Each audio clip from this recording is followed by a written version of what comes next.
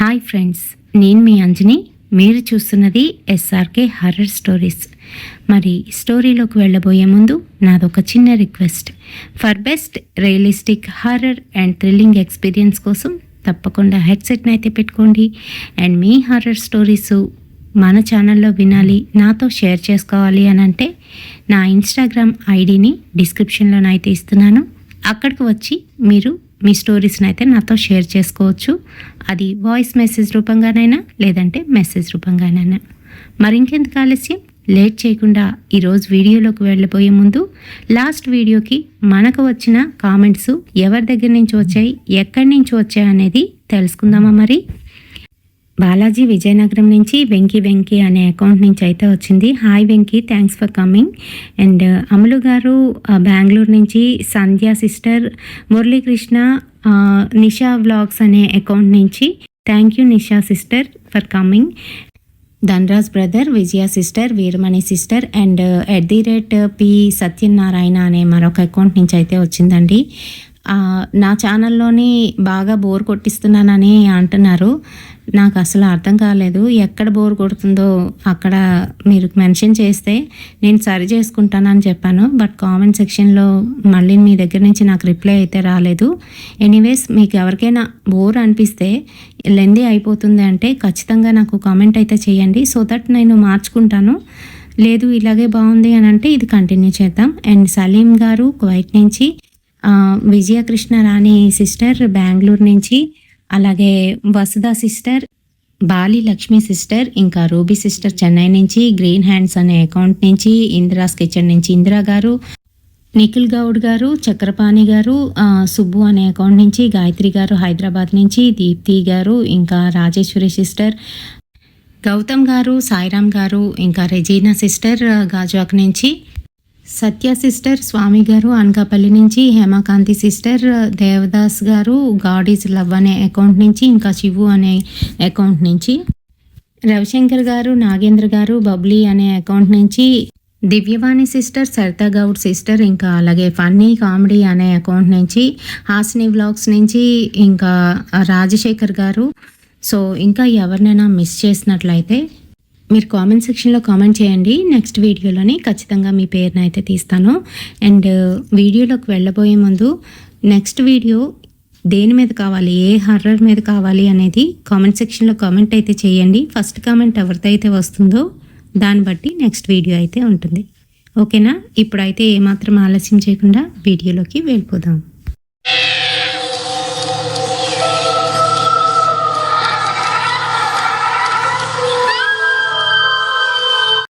నా ప్రీవియస్ వీడియోలోని Gayatri sister comment అయితే చేశారు. అదేంటి అని అంటే, థ్యాంక్ యూ అండి, థ్యాంక్ యూ అడగగానే నేను అడిగిన హర్రర్ స్టోరీ గురించి చెప్పినందుకు అని మళ్ళీ ఇంకొక హర్రర్ స్టోరీ అయితే అడిగారు ఇంకొక దాని మీద. అదేంటి అని అంటే పొలిమేరల్లోని దెయ్యాలు, ఇంకా అలాగే అమ్మవారి శక్తుల గురించి, వాటి గురించి చెయ్యండి అని. సో లక్కీగా నాకు రీసెంట్గా ఒక సిస్టర్ అయితే పంపించారు ఈ స్టోరీని. మన ఛానల్ అంతవరకు వెళ్తుందని నేను అసలు ఎక్స్పెక్ట్ చేయలేదు. మరి రాజకీయ పలుకుబడి ఉన్న ఒక సిస్టర్ దగ్గర నుంచి మనకి ఈ స్టోరీ అయితే వచ్చింది. యాక్చువల్గా వాళ్ళ హస్బెండ్ ఎవరైతే ఉన్నారో ఆయన రాజకీయాల్లోనైతే ఉన్నారనమాట. సో వాళ్ళ డీటెయిల్స్ అయితే ఇవ్వద్దు అని చెప్పారు, అందుకే నేను ఇక్కడ మెన్షన్ చేయట్లేదు. First of all thank you అండి శ్రీజ గారు. నా ఛానల్ మీ దాకా వచ్చినందుకు నేనైతే హ్యాపీగా ఫీల్ అవుతున్నాను. అండ్ అలాగే మీరు షేర్ చేసిన మీ లైఫ్లో జరిగిన రియల్ ఇన్సిడెంట్ని ఈరోజు అయితే చెప్పబోతున్నాను. సో ఇది ఎక్కడ జరిగింది అని అంటే ఆనందపురం దగ్గరలోని సరౌండింగ్స్లో ఒక చిన్న మారుమూల పల్లెటూరులోని. శ్రీజాకి అప్పుడు 4 ఏళ్ళు అయితే ఉంటాయి.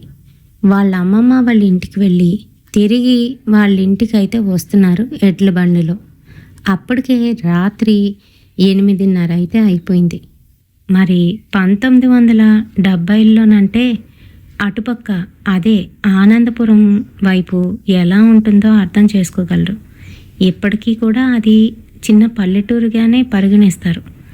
మరి అప్పట్లోని కనీసం రోడ్డు సదుపాయం కూడా సరిగ్గా లేని సమయం అన్నమాట అది. మరి వాళ్ళ అమ్మమ్మ వాళ్ళ ఇంటి దగ్గర నుంచి తనతో పాటుగా వాళ్ళ మామయ్యల పిల్లలు ఇద్దరు ఇంకా వాళ్ళ అక్క కలిసి వీళ్ళింటికి అయితే వస్తున్నారు. వాళ్ళ మామయ్య ఎడ్ల బండి అయితే తోలుతున్నాడు. శ్రీజ ఒక్కరిదాయే వాళ్ళలోని చాలా చిన్నది. మరి ఎడ్ల బండిలో కూర్చొని అటు ఇటు దిక్కులు చూస్తుంది. అప్పటికే పూర్తిగా చీకటైతే పడిపోయింది. మరి ఇంక కొంతసేపట్లోని వాళ్ళూరి పొలిమేర దాకా వచ్చేశారు. అక్కడికి వచ్చారో లేదో, అక్కడ ఉన్న శ్మశానం దాటుతున్న సమయంలోని తనకి ఎవరో ఒక ఆమె పిండి బొమ్మలాగా అయితే కనిపిస్తోంది తెల్లగా. వచ్చి గబుక్కమని వాళ్ళు వెళ్తున్న ఎడ్ల బండి ఎక్కి కూర్చుంది. లాంతరు ముందున వాళ్ళ మామయ్య దారి కనిపించడం కోసం ముందుకైతే కట్టాడు. వెనకాతలంతా చీకటిగానుంది. చల్లటి గాలి అయితే వేస్తుంది. ఎప్పుడైతే తను అలా ఎక్కి కూర్చుందో శ్రీజ ఏం మాట్లాడకుండా ఎవరేమే ఇలా ఎక్కి కూర్చుంది అని అనుకుంటుంది. పక్కనున్న వాళ్ళు ఆమెని అసలు పట్టించుకోలేదు. వాళ్ళ కబుర్లలోనే వాళ్ళైతే ఉన్నారు. మరి శ్రీజ ఆమె కాసి చూస్తూ ఉంది. ఆమె శ్రీజ కాసి చూస్తూ, పాపా నాతో వస్తావా, రా రా కిందకి దిగిపో అని అంటుంది. ఆ మాటలకి శ్రీజ మాట్లాడకుండా కోపంగా తన కాసైతే చూస్తుంది. ఇంకా నవ్వుతూ తన పక్కనే కూర్చొని తన భుజం మీద అయితే గిల్లింది. రారా అంటూ పిలుస్తోంది. ఇంకా అది చూస్తున్న శ్రీజ కోపం వచ్చి తను కూడా ఆమెకి భుజం మీద అయితే గిల్లింది. చల్లగా స్పర్శ అయితే తగులుతుంది. వెంటనే ఆమె మొట్టికాయ అయితే వేసింది. శ్రీజ ఊరుకోకుండా వెంటనే తను కూడా మొడుతూ, చీ లెగ్గు, నా దగ్గర నుంచి దూరంగా వెళ్ళు అని అంటుంది. అలా అనేసరికి అందులో ఉన్న వాళ్ళందరూ శ్రీజ కాస్ అయితే చూశారు. ఏం మాట్లాడకుండా మళ్ళీ అలానే కూర్చుంది. ఈసారి ఒక్కటైతే కొట్టింది ఆమె. ఆ దెబ్బకి ఏడుస్తూ నన్నే కొడతావా అంటూ తను కూడా కొడుతుంది. గాల్లోని చేతులు ఆడిస్తున్నట్టుగా పక్కనున్న వాళ్ళకైతే కనిపిస్తుందట. మరి ఈలోగానే రా నాతో వచ్చేయ్, నాతో రా అంటూ తన చేతిని పట్టుకొని ఆ ఎడ్ల బండి నుంచి కిందకైతే లాగిస్తుందంట.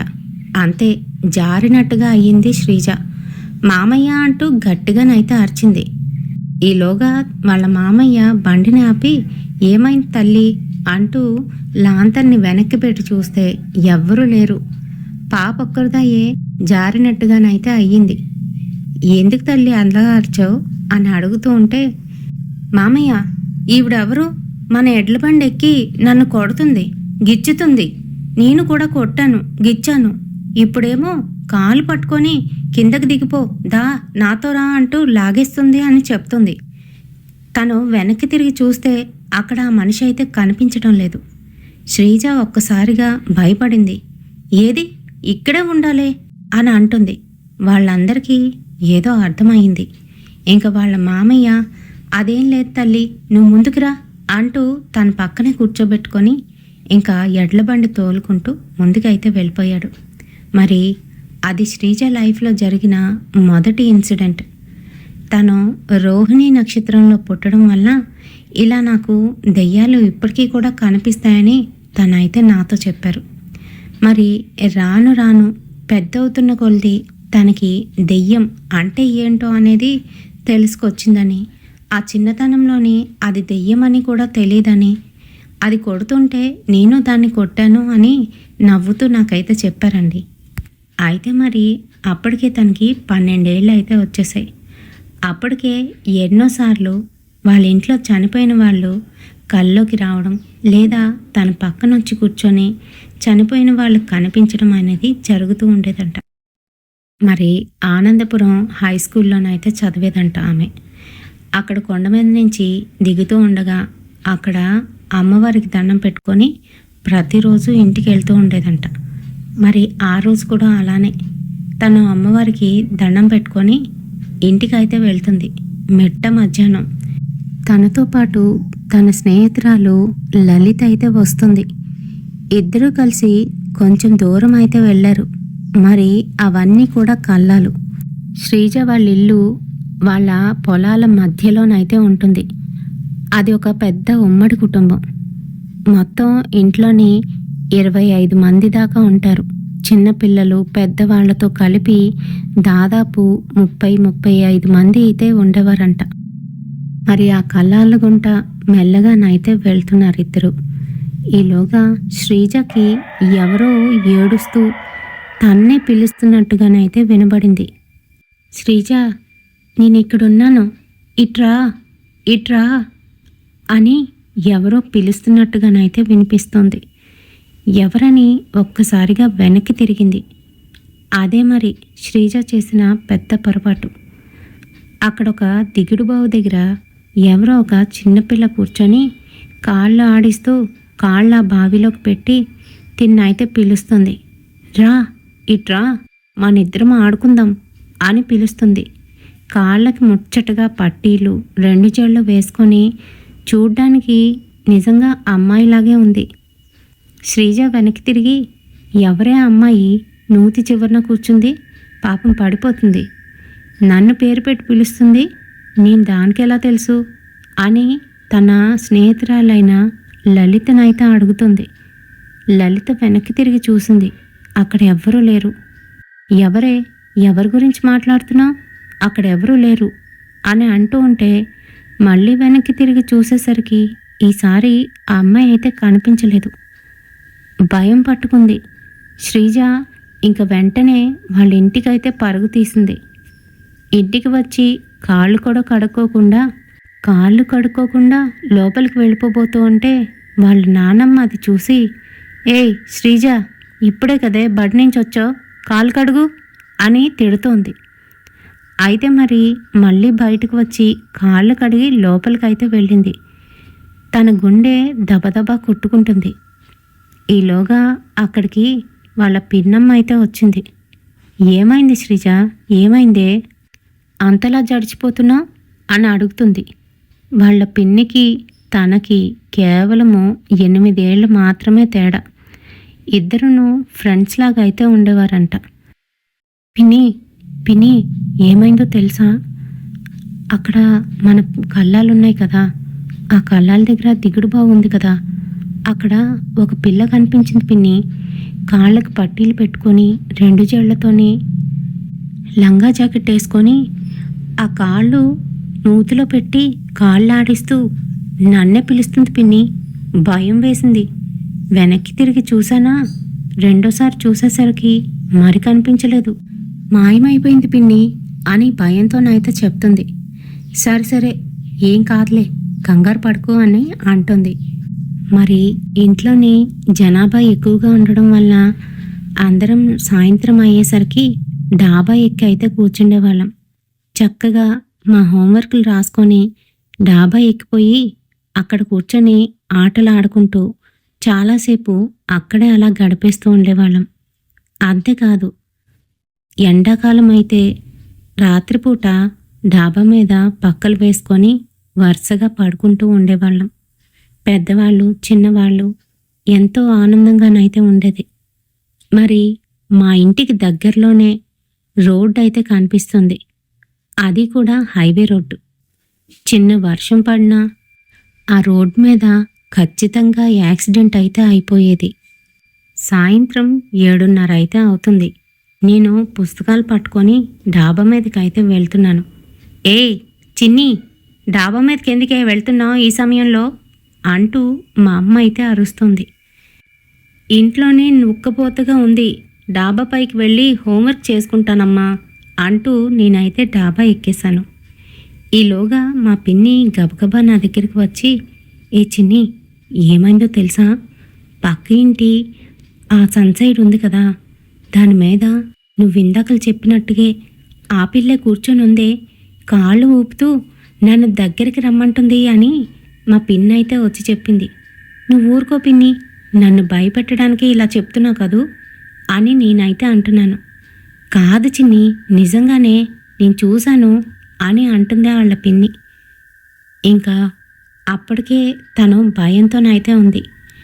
సరే అయితే చూస్తానులే, తర్వాత చూస్తాను, ముందు హోంవర్క్ రాసుకోవాలి, రాసుకొని అంటూ తను అక్కడే కూర్చొని హోంవర్క్ అయితే రాస్తుంది.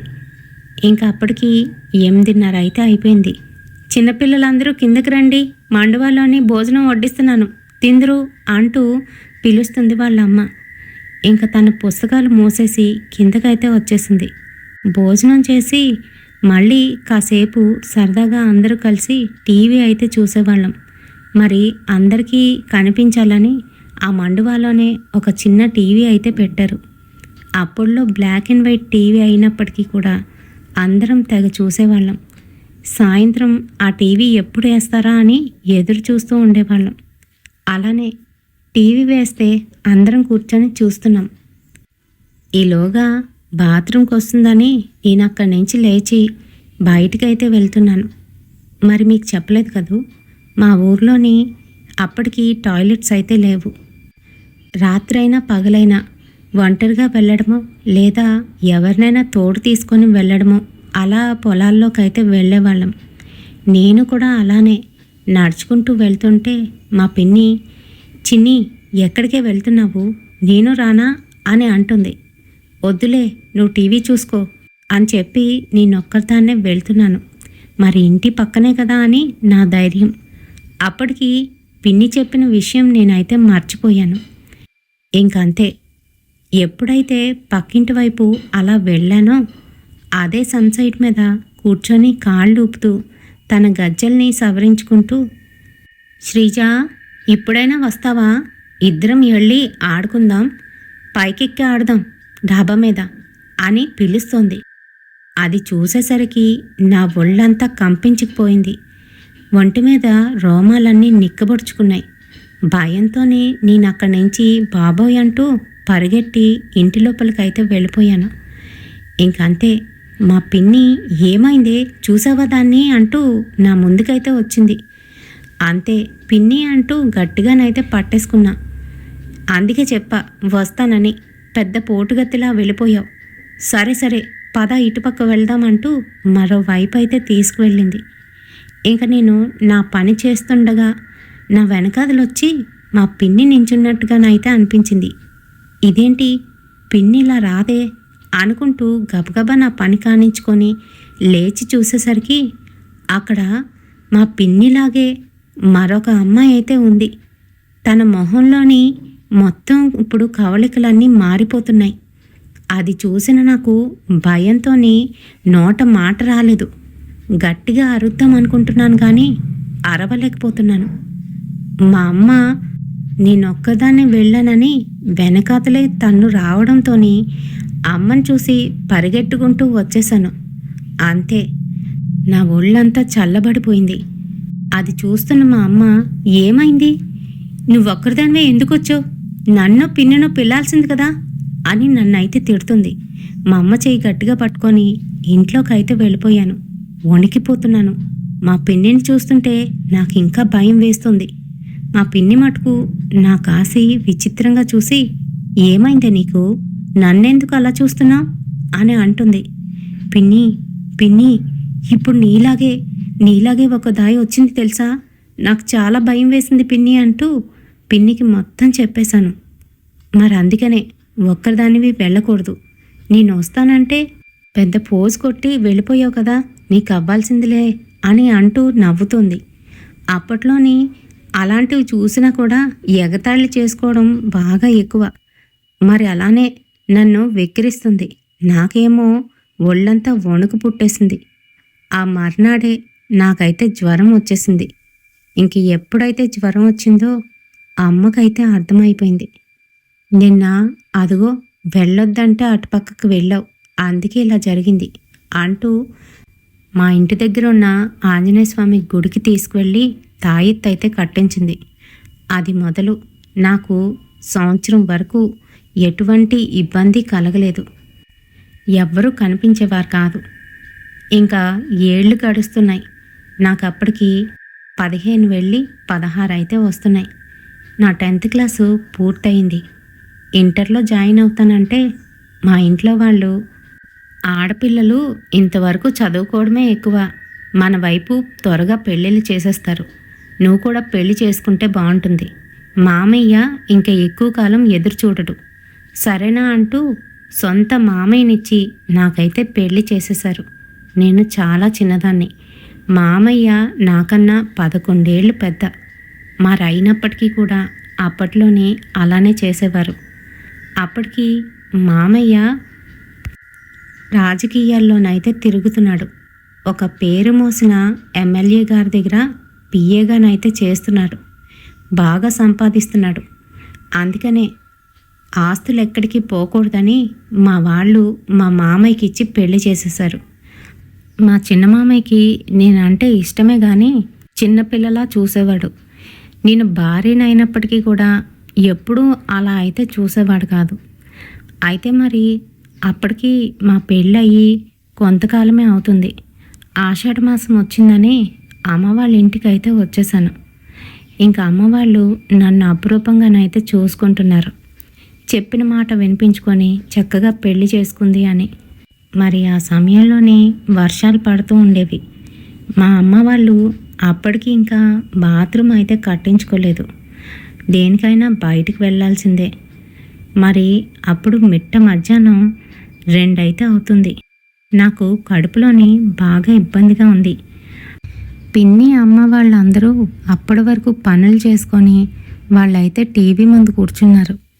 ఇంకా వాళ్ళని లేపడం నాకు ఇష్టం లేక నేను ఒక్కదాన్నే అటుపక్క మరొక పొలం వైపు అయితే వెళ్తున్నాను. రోడ్డు దాటి ఆ పొలం వైపు అయితే వెళ్ళవలసి ఉంది. చెప్పాను కదా, అది హైవే రోడ్డు. మరి అటుపక్కకి వెళ్తూ ఉంటే సడన్గా ఒక పెద్ద లారీ వచ్చి నన్ను గుద్దినట్టుగానైతే అనిపించింది. తుల్లి పడ్డాను. అంతే, అక్కడ ఆ లారీ లేదు, ఏమీ లేదు. ఎప్పుడైతే నేను అలా భయపడ్డానో ఆ రోడ్డు మీద ఒక తెల్లటి మనిషి అయితే కనిపిస్తున్నాడు. తెల్లటి బట్టల్లోని నా వైపే నడుచుకుంటూ వస్తున్నాడు. ఎవరైనా అనుకుంటూ భయంతోని అక్కడ ఉండకుండా మరొక వైపు అయితే వెళ్ళిపోయాను. ఇంకా ఇంటికి వస్తూనే కాళ్ళు కడుక్కొని లోపలికైతే వెళ్ళాను. మా అమ్మకి మా పిన్నికి జరిగిన విషయం అయితే చెప్పాను. మరి అందుకనే ఒక్కరిదానివే వెళ్ళొద్దంటే నీ మొండు పట్టుదల వదలవు కదా అంటూ వాళ్ళు తిడుతున్నారు. ఇంకా ఆ రోజు నుంచి నాలోని మళ్ళీ భయం అయితే మొదలైపోయింది. ఎటు చూసినా కూడాను ఎవరో నన్ను చూస్తున్నట్టు, నన్ను వెంటాడుతున్నట్టునైతే అనిపిస్తూ ఉండేది. అందరూ సాయంత్రం బయటను కూర్చొని చక్కగాను మాట్లాడుకుంటున్నారు. ఇంట్లోని పనులు చేస్తున్న వాళ్ళు వంటగదిలోనైతే ఉన్నారు. నేను ఒక్కదాన్నే నీరసంగా ఉండడంతో నా రూమ్లోని పడుకొని ఉన్నాను. ఈలోగా పైనుంచి ఎవరో, ఏ ఎంతసేపు పడుకొని ఉంటావు, రా పైకి రా, బయటికి వెళ్ళిపోదాం, పద, ఆ రోడ్డు మీదకి వెళ్తే ఏదో ఒకటి వస్తుంది, గుద్దేస్తుంది, అప్పుడు ఇద్దరం కలిసి వెళ్ళిపోవచ్చు అని మాట్లాడుతుంది. ఆ మాటలు నా చెవులో పడగానే నాకు ఉల్లిక్కమంటూ తెలివచ్చి కళ్ళిప్పి చూశాను. అంతే, పైనున్న దృశ్యాన్ని చూసి గజగజ వణికిపోతున్నాను. ఆ దూలాలపైన ఒక ఆడమనిషి కూర్చుని ఉంది. తెల్లటి చీరలోని జుత్తంతా విరబూసుకొని నన్నే చూస్తూ, రావే, ఎంతసేపు అలా పడుకొనే ఉంటావా అని మాట్లాడుతుంది. అంతే, గట్టిగానైతే అరిచేశాను. ఆ అరుపుకి ఇంట్లో వాళ్ళందరూ నా రూమ్లోకి అయితే వచ్చారు. ఏమైందమ్మా అంత గట్టిగా అరిచావు అంటుంది మా అమ్మ. అమ్మా, అది నన్ను రమ్మంటుందమ్మా. రోడ్డు మీదకి వెళ్తే ఏదో ఒకటి గుద్దేస్తుంది, అప్పుడు ఇద్దరం కలిసి వెళ్ళిపోవచ్చు అని పిలుస్తుందమ్మా అంటూ నేను జరిగిన విషయం అయితే చెప్తున్నాను. నన్ను చూస్తున్న వాళ్ళందరూ పిచ్చిదాన్ని చూస్తున్నట్టుగానైతే చూస్తున్నారు. ఇక్కడెవరూ లేరు, దేన్ని చూసి భయపడుతున్నావు? అయినా నువ్వు ఆ మండువా దగ్గరికి వచ్చేయి, అక్కడ కూర్చో అంటూ నలుగురిలోనే నన్ను కూర్చోబెట్టేశారు. నాకు నీరసంగా అనిపిస్తుంది. నిద్ర వస్తుందమ్మా, నేను పడుకుంటాను, నా దగ్గర ఎవరైనా తోడుండండి చాలు అని చెప్తూ ఉంటే మా పిన్ని, సరే అయితే పద నేను ఉంటాను అని మా పిన్ని నాకు తోడైతే వచ్చింది. ఇద్దరం మాట్లాడుకుంటూ అలానే నేను పడుకుండిపోయానట. మరి ఎప్పుడైతే నేను పడుకున్నానో మా పిన్ని సరేలే నిద్ర మత్తులో ఉంది కదా అని నన్ను అలానే వదిలేసి వంటలో సహాయం చేయడానికి మా అమ్మ దగ్గరికి అయితే వెళ్ళిపోయింది. మరి ఎప్పుడు వెళ్ళిపోయిందో తెలియదు కానీ మళ్ళీ అలానే. ఈసారి మా చిన్నత్త నా కాళ్ళ దగ్గర కూర్చొని, ఎంతసేపే అలా పడుకొని ఉంటావు, ఎప్పుడు పడుకోవడమేనా, బయటికి రా, అలా వెళ్ళి తిరిగేసొద్దాం అని పిలుస్తోంది. నాకేమీ అర్థం కావట్లేదు. నాకు బాగాలేదని పడుకుంటే అత్తేంటి నన్ను బయటికి రమ్మంటుంది. అత్త, నేను రాలేనత్త, కాళ్ళు చేతులు నొప్పిలుగా ఉన్నాయి, నేను కాసేపు పడుకుంటాను అని చెప్తూ ఉంటే నా కాళ్ళు పట్టుకొని మంచం కిందకైతే లాగేసింది. అంతే, తన మొహం మెల్లమెల్లగా మారిపోతుంది. అతి వికృతంగా, భయంకరంగా మారుతున్న తన మొహాన్ని చూసి మళ్ళీ ఉలిక్కిపడి లేచి కూర్చున్నాను. ఈసారి నేను అదంతా కలకంటున్నాను. ఇంకా నాకు భయం వేసేసింది. ఆ రూమ్లో ఒక్క క్షణం కూడా ఉండకుండా బయటకైతే వచ్చేసాను. మరి అలానే అక్కడున్నన్ని రోజులు కూడాను నిద్ర తిండికి కరువైపోయింది. పడుకుంటే చాలు ఉలిక్కిపాటున లేచి కూర్చోవడం, లేదు అనంటే గట్టిగా అరవడం, భయపడుతూ అక్కడ ఎవరో ఉన్నారు అని మా వాళ్ళతో చెప్పడం. ఇదంతా చూస్తున్న మా అమ్మ అయితే ఏదో జరిగింది అని గ్రహించుకుంది. సరే, దీనికి తాయెత్తు కట్టిద్దాం, బాలేదు, అస్సలు దీని పరిస్థితి బాలేదు అంటూ మా ఊరి గ్రామదేవత అయిన బంగారమ్మ తల్లి దగ్గరికి అయితే తీసుకువెళ్ళారు. మరి అక్కడున్న పూజారి గారి చేత ఏదో ఒక పోమ అయితే కట్టించారు. అమ్మయ్యా, ఇంకా నాకేమీ కాదులే అనుకున్నాను. ఆ రోజైతే అలానే నాకు ఎటువంటి ఇబ్బంది లేకుండా గడిచిపోయింది. ఇక ఆషాఢం వెళ్ళిపోవడంతో మా వారైతే నన్ను ఇంటికి తీసుకువెళ్ళడానికి మా ఇంటికి అయితే వచ్చారు. మరి ఆషాఢంకి వచ్చిన మా వారిని వారం రోజుల పాటు ఇక్కడే ఉండరా తమ్ముడు అంటూ మా అమ్మ అయితే ఆపేసింది. దానికి కొంచెం నలతగా ఉంది, అసలు ఏం జరిగిందో తెలీదు. నేను పోం కూడా కట్టించాను, ఇక్కడ ఉంటే బాగుంటుంది కదా అని చెప్పడంతోనే మా వారు కూడా సరేనని అక్కడే ఉన్నారు. మరి మా వారు వచ్చిన తర్వాత సరే సరదాగానైతే ఉన్నాం. అందరం కలిసి నైట్ షోకి అయితే వెళ్ళాం. మరి ఆ నైట్ షో చూసుకొని ఇంటికి వస్తూ ఉంటే ఆ రోడ్డంట ట్రాఫిక్ చాలా ఎక్కువగానైతే ఉంది. ఇంకా ఇంటికైతే వచ్చేసాం. రాత్రికి అందరం కూడాను డాబా మీద పడుకుందామని అందరూ అనుకుంటున్నారు. నాకైతే భయం వేస్తుంది. ఎందుకనంటే డాబా మీద పడుకుంటే ఖచ్చితంగా నాకు ఏదో ఒక ఇబ్బంది అయితే కలుగుతుంది. అయితే మరి మా వారు మటుకు, నేనున్నాను కదా, నీకెందుకు భయం, అందరం ఉన్నాం కదా అని అంటూ ఉంటే, మరో పక్క మా పిన్ని కూడా, అవును నేను కూడా ఉంటాను కదే, నీకెందుకు భయం దా అంటూ డాబా మీదకైతే తీసుకువెళ్ళారు. సరదాగా కబుర్లు ఆడుకుంటూ 10:30 వరకు గడిపేశాం. ఇంకా ఎవరికి వాళ్ళమి అక్కడ పక్కల మీద పడుకొని నిద్రపోతున్నాం. ఈలోగా పెద్ద శబ్దం అయితే వచ్చింది. ఏంటా అని చూసేసరికి అక్కడ పెద్ద యాక్సిడెంట్ అయితే అయ్యింది రోడ్ మీద. అది సర్వసాధారణం. మధ్యరాత్రిలోని లేదా తెల్లవారిపూటైనా కూడాను అక్కడ యాక్సిడెంట్లు అవుతూనే ఉండేవి. ఆ రోడ్డంట వెళ్ళడానికి కూడా భయపడుతూ ఉండేవారు అప్పట్లో. మరి అలా యాక్సిడెంట్ అయ్యేసరికి అక్కడున్న మా చిన్నాన్న పిన్ని మా వారు లేచి మరీ వెళ్ళి అక్కడి నుంచి అయితే చూస్తున్నారు. ఎందుకనంటే మా డాబా ఎక్కితే చాలు ఆ రోడ్డు అయితే కనబడుతుంది. అయ్యో, ఎవరితో బైక్ లారీ వచ్చి గుద్దేసింది అని మాట్లాడుకుంటున్నారు. నాకెందుకు వచ్చిందిలే అని నేను మరోవైపు తిరిగి పడుకుంటున్నాను. అది చూసొచ్చి వాళ్ళు కూడా నా పక్కన అయితే పడుకున్నారు. ఇంకా మేము నలుగురం అక్కడే ఆ డాబా మీద అలా పడుకుంటూ ఉండగా అది 1:30 అవుతుందేమో. ఆ సమయంలోనే ఎవరో నన్ను పిలుస్తున్నట్టుగానైతే అనిపించింది. నా పేరు పెట్టి, శ్రీజ, శ్రీజ, ఇంకా పడుకున్నావేటమ్మా, ఇలా రా ఒకసారి, ఇక్కడ యాక్సిడెంట్ అయింది, నువ్వు చూసావా అని అంటున్నారు. కళ్ళు తెరిచి చూస్తే ఎదురుగుంటా మా బాబాయ్ అయితే కనిపించాడు. మా పిన్ని పక్కనే పడుకున్న బాబాయ్ నా ఎదురుగుంటా ఆ పిట్టగోడ మీద కూర్చొని సిగరెట్ వెలిగించుకొని సిగరెట్ కాలుస్తూ నన్నే చూస్తూ, ఇలా రా అమ్మా, అక్కడ యాక్సిడెంట్ అయ్యింది, నువ్వు చూడలేదు కదా, చాలా పెద్ద యాక్సిడెంటు, అంతా అయిపోయింది, అంతా అయిపోయింది అని మాట్లాడుతున్నాడు. ఏంటయింది బాబాయ్, ఇప్పుడు నన్ను పిలుస్తున్నావేంటి? అయినా నాకు అలాంటి భయం అని నీకు తెలుసు కదా, నిద్రపోతుంటే లేపి మరీ పిలుస్తున్నావు, అయినా తెల్లవారిపోయిందా అని అంటే, ఆ మాటకి "ఆ, తెల్లారిపోయింది, తెల్లారిపోయింది" అని 2 సార్లు అయితే అన్నాడు. నాకేమీ అర్థం కాలేదు. రా, ఇలా రా, శ్రీజ, ఇలా రా అమ్మా, యాక్సిడెంట్ చూద్దుగాని రా అని పిలుస్తున్నాడు. నాకైతే ఏం జరిగింది, అంతలాగా యాక్సిడెంట్ అయితే నువ్వు నన్ను పిలడమేంటి అంటూ లేచిన దాన్ని మెల్లగా నించున్నాను. అంతే, మెల్లగా తన మొహం అంతా మారిపోతుంది.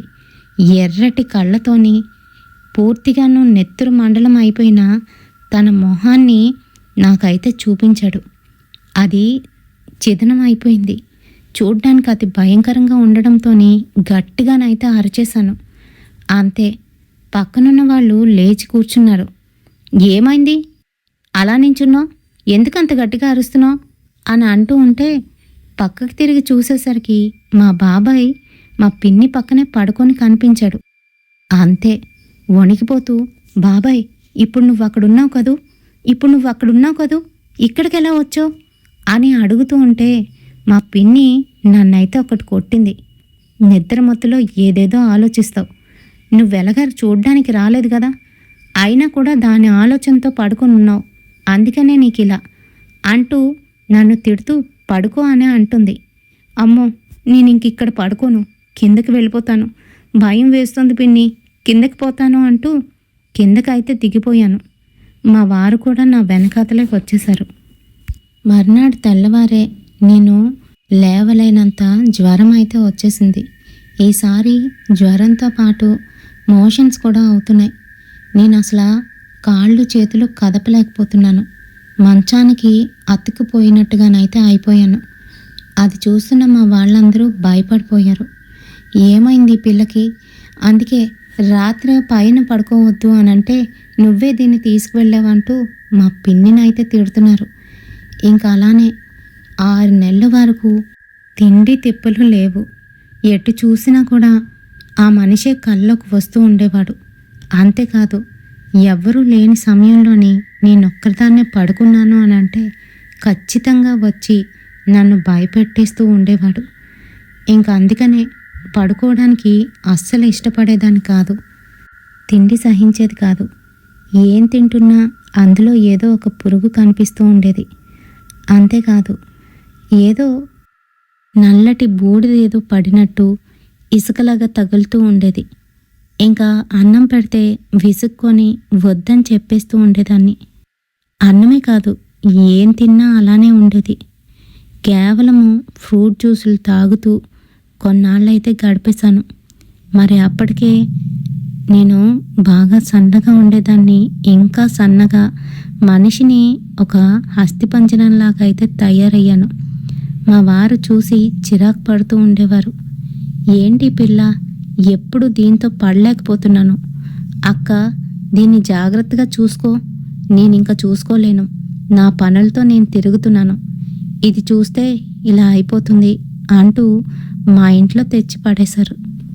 మా అమ్మ మరి నాకు ఎన్ని విధాలుగా ఎన్ని రకాలుగా నచ్చ చెప్తున్నా కూడా నా బుర్రలోకి అయితే ఎక్కట్లేదు. హాస్పిటల్కి తీసుకువెళ్ళి చూపిస్తే అంతా నార్మల్ అని చెప్తూ ఉండేవారు. కానీ నాకు మటుకు ఆరోగ్యం బాగా పాడైపోతూ ఉండేది రోజు రోజుకి. మా అమ్మ నన్ను అలా వదిలేయకుండా గుడికి తీసుకెళ్ళి తాయెత్తులు పోములు ఎన్నో కట్టించింది. ఎన్నెన్నో గుళ్ళకైతే వెళ్ళాం.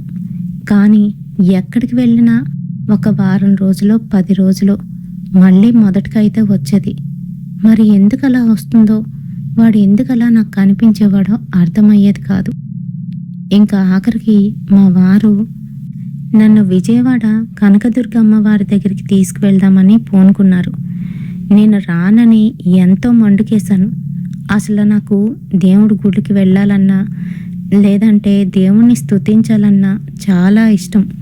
అలాంటిది ఆ సమయంలో మటుకు అసలు ఆ దేవుణ్ణి స్తుతించేదాన్నే కాదు. పైగా నాకు నెలసరి వచ్చింది అనంటే 20 రోజులు, 25 రోజులు ఆగకుండా అయిపోతూ ఉండేది. ఆ తర్వాత మధ్యలో మళ్ళీ ఒక 10 రోజులో, వారం రోజులో గ్యాప్ అయితే ఇస్తూ ఉండేది. మళ్ళీ తర్వాత మామూలే.